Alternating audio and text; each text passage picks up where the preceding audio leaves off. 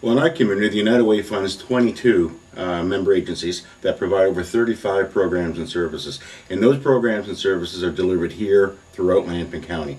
We believe that if we focus on the fundraising, because we've got the support from ministry and from all the employees, we can do it cheaper and more effective than all the other organizations combined. So let's us focus on the fundraising and allocating that money as smartly as we can, and let's allow the agencies more time to provide programs and services rather than doing fundraising themselves.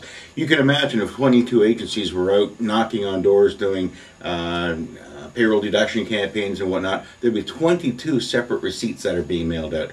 This way, it's just one. And in most cases, it's on the T4 slip.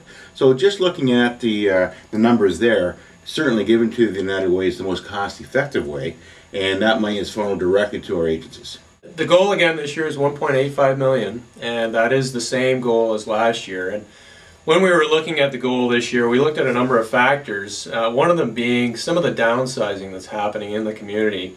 Hiawatha Slots being one, Coast Guard being another one.